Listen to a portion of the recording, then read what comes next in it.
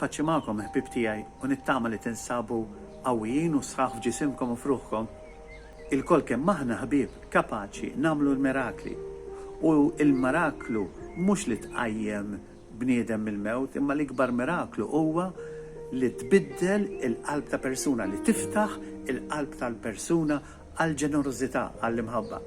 Ħbib tiegħi tifel ta' 13-il sena ġewwa l-Amerika sema li kien hemm missjonarju fl-Afrika, tabib, li kellu bżonn ta' ħafna mediċina għall-isptar li kien imexxi. U dan it-tifel kellu flus biżżejjed biss biex jixtri fl-ixkun aspirini. U dan mar jixtrih u kiteb l-Air Force Amerikana biex jikunu jistaw jaqbdu dan il-fliexkun, jgħaddu minn fuq l-isptar ta' dan it-tabib u jwadbuhulu ħalli jkollu mediċina. Imma din l-istorja semaħħa stazzjon tar-radju.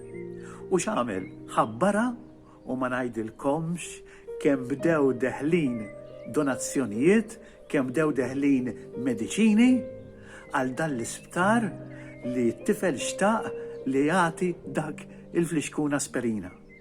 U wara ftit ta' żmien inġabru 4 tunnellati u nofs ta' mediċinali. U l-Air Force Amerikana qabdet lil dan it-tifel, ħaditu fl-ajruplan flimkien mal-mediċini u marru fl-Afrika.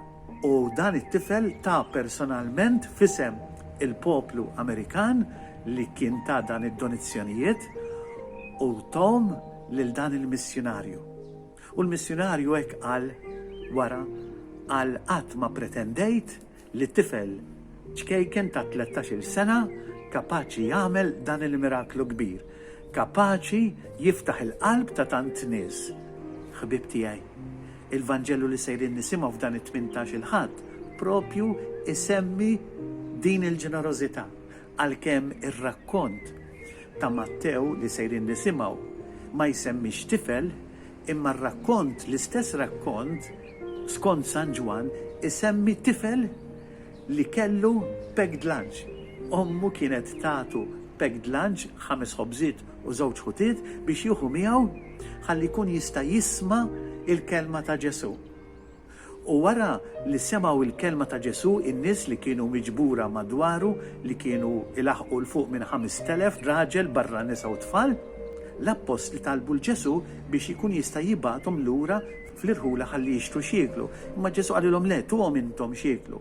U dan it-tifel b'qalb kbira, b'ġenerożità kbira, qabad dan il-pegged lunch u taħ lil Ġesu. U Ġesu għamel dak il-miraklu kbir u tema lil dawk in-nies li kienu mġewħa. Ħbib tiegħi, il-ġenerożità, il-qalb kbira ta' tfajjel wieħed fetħet il-qalb tal-mulejtana Ġesu ħalli jkun jista' jagħmel dak il-miraklu kbir. Ħalli lin-nies jallimhom li huma wkoll għandhom ikunu bħal dak it-tfajjel ġenerużi u ta' qalb kbira. Mother Teresa kienet tgħid, "Not all of us can do great things, but all of us can do small things with great love." Mhux il-kol kemm aħna kapaċi nagħmlu ħwejjeġ kbar, imma l-kol kemm aħna kapaċi nagħmlu ħwejjeġ żgħar imma bimħabba li ma bħala. Affarijiet ordinarji tal-ħajja nistgħu nagħmluhom bimħabba li ma bħala. Kemm persuni bħal Mother Teresa, mara sajra, mara dajfa, imma kienet bħal ġigant. Infatti kienu jgħidula the little giant, jiġifieri il-ġigant iċkejkna, iż-żgħira.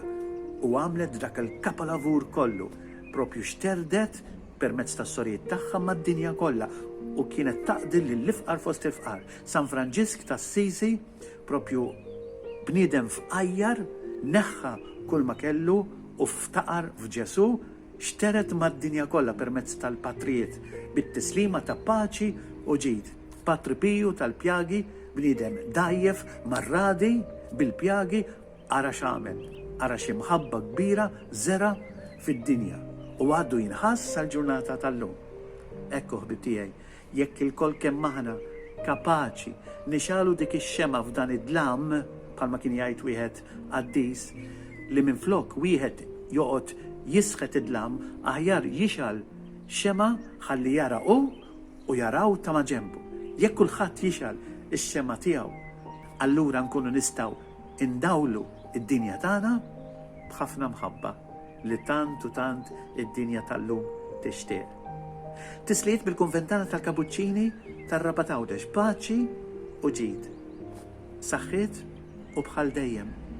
Stay safe. Ciao ciao.